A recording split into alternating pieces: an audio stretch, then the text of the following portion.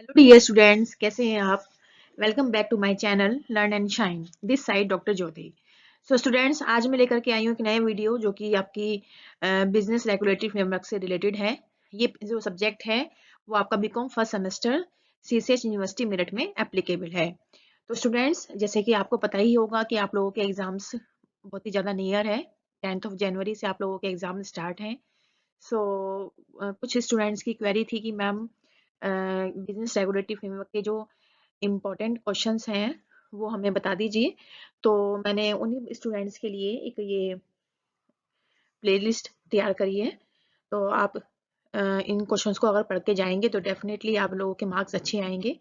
ये जो क्वेश्चंस हैं ये मैंने बहुत स्टडी करके और काफ़ी लास्ट ईयर के पेपर्स को रिव्यू करके तब बनाए हैं। ठीक है, तो I am very much damn sure कि अगर आप इन क्वेश्चंस को अच्छे से पढ़ के जाएंगे तो इनमें से काफ़ी क्वेश्चंस आपको एग्जाम में देखने को मिलेंगे। तो स्टूडेंट्स, आइए डिस्कस करते हैं उन्हीं क्वेश्चंस को। तो क्वेश्चन नंबर 1 है, what do you mean by contract? Explain the essential elements of contract in detail. तो स्टूडेंट्स, आपने ये क्वेश्चन अच्छे से पढ़ा ही होगा कि कॉन्ट्रैक्ट क्या होता है। बेसिकली कॉन्ट्रैक्ट क्या होता है? इट इज एन एग्रीमेंट, ठीक है, मेड बिटवीन द टू और मोर पर्सन्स। तो कॉन्ट्रैक्ट जो होता है वो हमारा एक एग्रीमेंट से बनता है। और एग्रीमेंट क्या होता है? दो या दो से ज्यादा लोगों के बीच में होना चाहिए। ठीक है, और उसके एसेंशियल एलिमेंट्स क्या होते हैं कि जैसे कि फ्री कंसेंट होनी चाहिए, कंसिडरेशन होना चाहिए, ठीक है, और आपका जो है लॉफुल ऑब्जेक्ट होना चाहिए। ठीक है, तो इस तरह से यहाँ पर जो है एसेंशियल एलिमेंट्स मैंने डिस्कस किए थे अपने वीडियो के अंदर। तो आप आई थिंक शायद 10 एलिमेंट्स ऐसे हैं जो एक कॉन्ट्रैक्ट के अंदर होने जरूरी हैं। ठीक है, तो आप उन्हीं एलिमेंट्स को ध्यान से पढ़ के जाएंगे। उसके बाद है second question, what do you mean by FEMA? Define it's functions, differentiate between the फेरा एंड फेमा। तो स्टूडेंट्स, फेमा की फुल फॉर्म होती है फॉरेन एक्सचेंज मैनेजमेंट एक्ट, और फेरा होता है फॉरेन एक्सचेंज रेगुलेशन एक्ट। ठीक है, तो स्टूडेंट्स, आपको जैसे पता ही होगा कि फेरा जो है it has been replaced by FEMA. FEMA हमारा 2000 में आया है। ठीक है, तो और इसका जो मेन फंक्शंस होता है वो क्या होता है कि जो हमारा फॉरेन एक्सचेंज है, ठीक है ना, उसको रेगुलेट करना, to regulate the foreign exchange and to make the regular payments, ठीक है, इन फॉरेन एक्सचेंज। ठीक है, तो मेन जो उसका फंक्शन होता है वो जो हमारा फॉरेन एक्सचेंज है उसको रेगुलेट करना, कितना हमारे कंट्री के अंदर फॉरेन एक्सचेंज होना जरूरी है, एक कंट्री के बाहर कितना फॉरेन एक्सचेंज जो फॉरेन करेंसी है वो जानी चाहिए, कितना हमारी कंट्री के पास होना चाहिए। तो ये सब चीज कौन देखता है? फेमा देखता है। ठीक है, और फेरा फेमा में क्या होता है? फेरा जो है, जब हम फेरा की बात करते हैं तो फेरा हमारा क्या होता है, कुछ उसमें कुछ हमारी रेस्ट्रिक्शंस थी। ठीक है, दे आर सम लिमिटेशंस जिसकी वजह से हमारा जो हमारा जो एक्सटर्नल ट्रेड और पेमेंट्स हैं वो जो हमारा इंटरनेशनल ट्रेड है वो अच्छे से बढ़ नहीं पा रहा था ड्यू टू सम लिमिटेशंस। तो उन्हीं लिमिटेशंस को ध्यान में रख के फेमा लाया गया।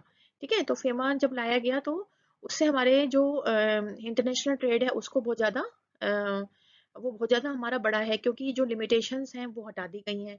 ठीक है, तो एक कंट्री के इकोनॉमिक डेवलपमेंट के लिए उसका इंटरनेशनल ट्रेड होना बहुत ज़्यादा ज़रूरी होता है। तो इन्हीं सब चीज़ों को ध्यान में रख के फेमा हमारा लाया गया। तो ये क्वेश्चन स्टूडेंट्स बहुत ही ज़्यादा इंपॉर्टेंट है, इसको आप अच्छे से पढ़ के जाइएगा। क्वेश्चन नंबर 3 है, explain the agreement, define its types, what are the agreements expressly declared as void.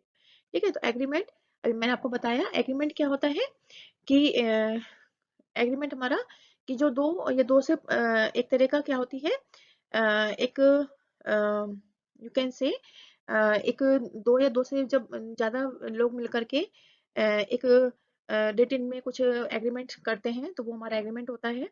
और प्रपोजल एग्रीमेंट मतलब एक पर्सन होते हैं, दो पर्सन होते हैं, एक दूसरे वाले को ऑफर कर रहा है और दूसरा उसको एक्सेप्ट कर रहा है। ठीक है, तो जब एक पर्सन दूसरे को ऑफर दे रहा है और दूसरा उसको एक्सेप्ट कर रहा है then it becomes a agreement. ठीक है, और इसके टाइप्स क्या होते हैं? इसके डिफरेंट डिफरेंट टाइप्स होते हैं एग्रीमेंट के, जैसे कि आपका वॉइडेबल एग्रीमेंट, वॉइड एग्रीमेंट, है ना।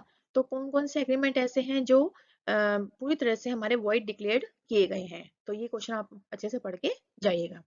नेक्स्ट क्वेश्चन है right A detailed note on sale of goods act 1930, explain all it's characteristics. ठीक है, तो सेल ऑफ गुड्स एक्ट आपको 1930 के अंदर है, उसको पूरा एक्सप्लेन किया गया है। तो उसकी सारी इस एक्ट के अंदर जो भी इसकी फीचर्स हैं, जो भी इसके कैरेक्टरिस्टिक्स हैं, वो आप अच्छे से पढ़ के जाएंगे। उसके बाद है who is unpaid seller, explain its rights and duties in detail. ठीक है, तो अनपेड सेलर कौन होता है और उसके क्या क्या राइट्स होते हैं और उसकी क्या क्या ड्यूटीज होती हैं, वो आप डिटेल में डिस्क्राइब करेंगे। नेक्स्ट है question number 6, right A detail note on consumer protection act 1986, explain all it's characteristics. तो कंज्यूमर प्रोटेक्शन एक्ट हमारा 1986 में बनाया गया था। ठीक है, तो इसके क्या फीचर्स हैं, इसके क्या कैरेक्टरिस्टिक्स हैं, ये एक्ट क्यों लाया गया, इसके क्या ऑब्जेक्टिव्स थे, वो आप डिटेल में यहाँ पर एक्सप्लेन करेंगे। Question number 7. What do you mean by Partnership Act 1932? Explain all its features with all its types and methods of dissolution of the firm. तो स्टूडेंट्स पार्टनरशिप आपको पता ही है, पार्टनरशिप क्या होती है। Partnership it is an agreement between two और मोर persons who are agreed to share the profit and loss of the business carried on by all or any of them acting for all। ठीक है, और इस act को कब बनाया गया, 1932 को बनाया गया। इसके फीचर्स क्या होते हैं कि फीचर्स हमारे यही होते हैं कि दो या दो से ज्यादा लोग मिलकर के जब किसी म्यूचुअल बेनिफिट के लिए काम करेंगे, ठीक है, और प्रॉफिट एंड लॉस को शेयर करते हैं, तो वो इसके फीचर्स हैं। और इसके टाइप्स क्या होते हैं और किस तरह से हम इसको डिसॉल्व कर सकते हैं। तो एक तो होता है हमारा कंपलसरी डिसोल्यूशन और एक होता है हमारा वॉलंटरी डिसोल्यूशन। ठीक है, तो वॉलंटरी डिसोल्यूशन जब all the partners are agree to dissolve the firm. ठीक है, तो जब सारे पार्टनर्स की कंसेंट है कि हमें अब फर्म को आगे नहीं बढ़ाना है या फर्म को हमें आगे नहीं चलाना है, तो वो हमारा वॉलंटरी डिसोल्यूशन होता है। और कंपलसरी डिसोल्यूशन क्या होता है, it can be by the court. अगर आपकी जो फर्म है वो इंसॉल्वेंट हो गई है ना, तो इंसॉल्वेंट आपको पता ही है जब लाइबिलिटीज हमारी इतनी ज्यादा बढ़ जाती हैं कि वो अपनी जो डेली की जो एक्सपेंस है, जो ड्यूज है, उनको पूरा करने में इनकेपेबल होती है। ठीक है, तो liabilities are greater than assets, तो वो हमारी इंस्टॉलमेंट फर्म कहलाती है। तो उस केस में जो कोर्ट होती है वो फर्म के डिसोल्यूशन होने का क्या दे सकती है, ऑर्डर दे सकती है। ठीक है, तो ये सभी आप अच्छे से पढ़ के जाना। उसके बाद है define the bailment with all its features, differentiate between the bailment and pledge. तो स्टूडेंट्स आपको पता ही होगा बेलमेंट क्या होता है, ये मैंने आपको बताया था। बेलमेंट होता है जैसे कि जब it is an agreement to have the possession of the goods, ठीक है, claim until all the claims are paid. For example आप अपनी गाड़ी को सर्विस करने के लिए देते हैं किसी गाड़ी के शोरूम में, ठीक है, तो ये हमारा बेलमेंट है। ठीक है, तो यहाँ पर आपने पोजेशन उसको दे दिया है but the ownership will remain with the owner. ठीक है, तो यहाँ पर आपने गाड़ी दी है सर्विस के लिए, जैसे ही आप गाड़ी का पेमेंट कर दें, गाड़ी की सर्विस का पेमेंट कर देंगे, तो गाड़ी आपके पास वापस आ जाएगी। तो ये हमारा क्या होता है, बेलमेंट होता है। और प्लेज क्या होता है स्टूडेंट्स, प्लेज हमारा होता है जैसे कि आपने बैंक से पैसा लिया है, ठीक है, और बदले में आपने बैंक में अपने शेयर्स या अपनी ज्वेलरी क्या कर दी है, बैंक में थोड़े टाइम के लिए गिरवी रख दी है एज ए सिक्योरिटी। ठीक है, तो प्लेज हमारा बेसिकली गिरवी होता है। तो यहाँ पर हम क्या करते हैं, अपनी किसी भी प्रॉपर्टी को, but the property must be movable.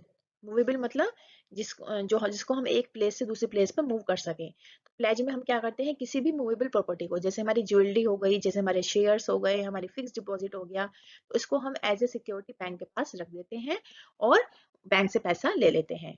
जब हम बैंक को पूरा पैसा वापस कर देंगे, तो ये जो हमने जो भी सिक्योरिटी बैंक के पास रखवाई है वो हमें वापस मिल जाएगी। तो ये हमारा होता है प्लेज। उसके बाद students question number 9, what is offer, define the offer with acceptance. तो ऑफर क्या होता है, जब एक पर्सन दूसरे पर्सन को ऑफर देता है। ऑफर मतलब जैसे कि मिस्टर ए अपनी गाड़ी को बेचना चाहते हैं, तो वो मिस्टर बी से पूछ रहे हैं, do you want to purchase my car. ठीक है, तो वो बी से पूछ रहे हैं, क्या तुम मेरी गाड़ी को खरीदना चाहोगे। तो it is an offer which is given by A, then B give his acceptance, he said yes I want to buy your car. ठीक है, तो ऑफर और एक्सेप्टेंस, जब ऑफर हमारा एक्सेप्ट हो जाता है then it becomes the agreement. Okay, so ये भी क्वेश्चन बहुत इंपॉर्टेंट है, इसको भी आप अच्छे से पढ़ के जाना। उसके बाद है question number 10, all the contracts are agreement but all the agreements are not contract. Very very important. तो स्टूडेंट्स, हमारे जितने भी कॉन्ट्रैक्ट्स होते हैं वो सभी हमारे एग्रीमेंट्स होते हैं, क्योंकि एक कॉन्ट्रैक्ट को बनाने के लिए एक एग्रीमेंट का होना बहुत जरूरी होता है। अगर कोई भी एग्रीमेंट नहीं है तो वहां पर कोई भी कॉन्ट्रैक्ट नहीं हो सकता है। But all the agreements are not contract. तो एग्रीमेंट को कॉन्ट्रैक्ट में बनाने के लिए या एग्रीमेंट को कॉन्ट्रैक्ट में कन्वर्ट करने के लिए उसका इन्फोर्सेबल बाय लॉ होना बहुत जरूरी होता है। तो all the agreements are not contract. तो एग्रीमेंट कॉन्ट्रैक्ट तभी कहलाएगा जब वो इन्फोर्सेबल बाय लॉ है, ठीक है, अदरवाइज वो कॉन्ट्रैक्ट नहीं कहलाएगा। तो इसलिए हम कहते हैं कि all the contracts are agreement but all the agreements are not contract. ठीक है, तो ये भी आप इस अच्छे से पढ़ के जाना। नेक्स्ट क्वेश्चन है question number 11, right A detail note on agreement without consideration. तो वो जो एग्रीमेंट्स होते हैं जो इसमें कंसिडरेशन नहीं होता है तो वो क्या कहलाते हैं? Persons competent to contract. ठीक है, कौन कौन से पर्सन ऐसे हैं जो कॉन्ट्रैक्ट बनाने के लिए इलिजिबल हैं। उसके बाद है free consent and then consideration. इनके ऊपर आपको स्टूडेंट्स शॉर्ट नोट लिखना है। उसके बाद है next question number 12, what do you mean by agency, explain on the functions of agent in detail. तो एजेंसी क्या होती है? ठीक है, एजेंट, एजेंसी हमारे वर्ड एजेंट से बनी है। एजेंट आपको पता ही है ना, जैसे LIC के एजेंट होते हैं। ठीक है, वो क्या करते हैं? कंपनी की तरफ से काम करते हैं और उसके बदले उनको क्या मिलता है? कमीशन मिलता है। ठीक है, जो उनको कंपनी पे करती है। तो एजेंसी क्या होती है और उसके क्या क्या फंक्शंस होते हैं वो आप डिटेल में पढ़ेंगे। नेक्स्ट क्वेश्चन है differentiate between the express and implied contract. Very very important.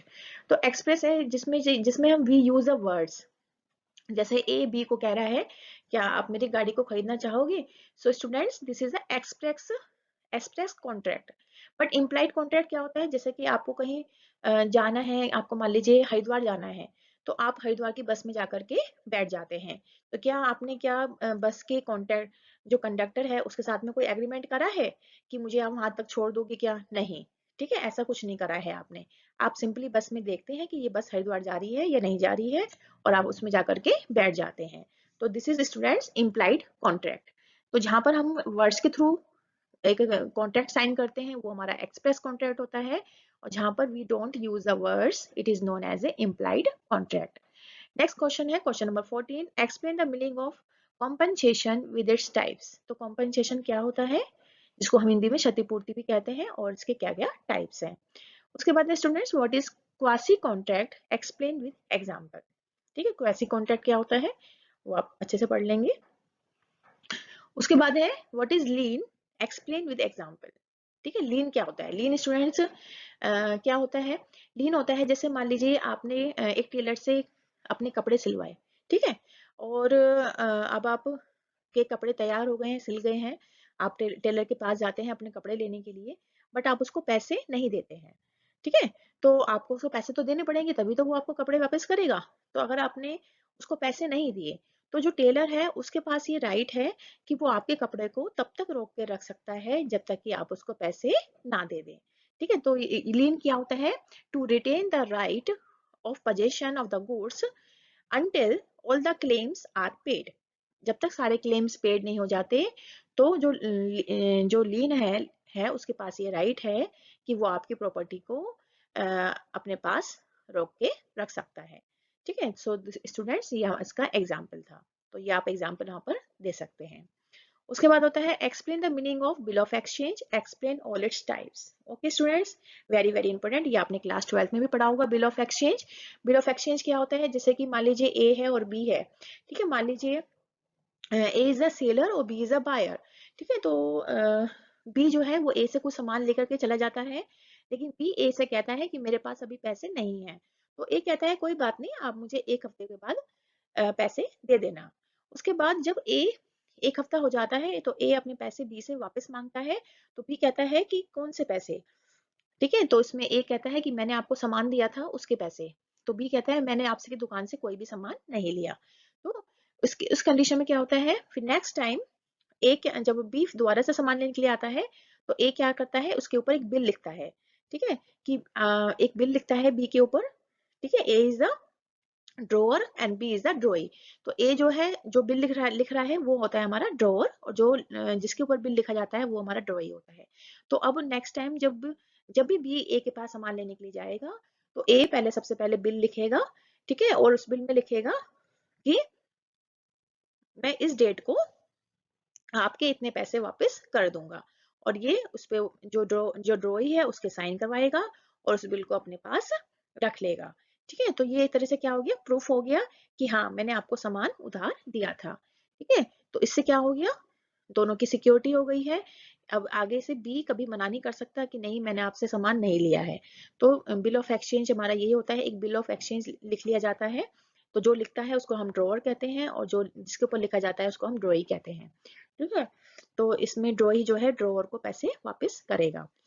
तो इसके और कौन कौन से टाइप्स होते हैं वो आप पढ़ लेना, जैसे कि प्रोमिसरी नोट होता है ना, तो बहुत सारे होते हैं, वो आप पढ़ के जाइएगा। उसके बाद होता है differentiate between the cheque, bill of exchange and the promissory note. ठीक है, तो ये भी आप स्टूडेंट्स पढ़ लीजिएगा। प्रोमिसरी नोट क्या होता है, जहाँ पर ए प्रॉमिस करता है बी को कि मैं आपको एक सर्टेन टाइम के बाद पैसे वापस करूंगा, वो हमारा प्रोमिसरी। प्रोमिसरी मतलब जो प्रॉमिस कर रहा है। जहाँ पर चेक आपको पता ही होगा स्टूडेंट्स, बैंक में हमारी एक चेक बुक होती है, हम चेक लिखते हैं। ठीक है, और बिल ऑफ एक्सचेंज होता है, ठीक है, जिसमें हम ड्रॉअर ड्रॉई के ऊपर बिल लिखता है। ठीक है, तो इसमें क्या क्या डिफरेंस है या पढ़ लीजिएगा। उसके बाद है question number 19, write a short note on dishonour of cheque and the bills of exchange. तो कौन कौन सी कंडीशंस ऐसी हैं जहां पर बिल ऑफ एक्सचेंज और जो चेक है उसका डिसऑनर हो जाता है। डिसऑनर मतलब कैंसिल हो जाता है। ठीक है, तो स्टूडेंट्स ये क्वेश्चंस थे, ये क्वेश्चन 19 तक क्वेश्चन थे जो आपके एग्जाम के लिए बहुत ही ज्यादा इम्पॉर्टेंट है। तो स्टूडेंट्स मैं आपसे रिक्वेस्ट करती हूँ कि इन क्वेश्चन को आप अच्छे से पढ़ के जाइएगा। अगर आप अपने एग्जाम में अच्छे स्कोर गेन करना चाहते हैं, अच्छे मार्क्स लाना चाहते हैं, तो इन क्वेश्चंस को आप अच्छे से पढ़ के जाइएगा। These are very very important questions for your exam point of view. ठीक है, तो स्टूडेंट्स आप लोगों के एग्जाम भी आने वाले हैं, तो प्लीज़ मेहनत करिए, आप अपने अच्छे मार्क्स लेके आइए ताकि आपकी जो डिवीज़न है वो अच्छी आए। और आपके एग्जाम के लिए बहुत बहुत शुभकामनाएं, बहुत all the best for your exams. And one more thing students, please like and subscribe my channel. मैं हर बार आप लोगों से वैसे रिक्वेस्ट करती हूँ और आप लोग मुझे मोटिवेट भी करते हैं कि मैं नई नई वीडियो बनाऊं, और स्टूडेंट्स के बहुत सारे लाइक्स भी आते हैं। So again I would like to request you, please like and subscribe my channel so that कि मैं आपके लिए ऐसी ही नई नई वीडियो लेकर के आ सकूं और मुझे मोटिवेशन मिलता रहे। तो स्टूडेंट्स नेक्स्ट टाइम मिलेंगे एक नई वीडियो के साथ। Till then take care and bye bye.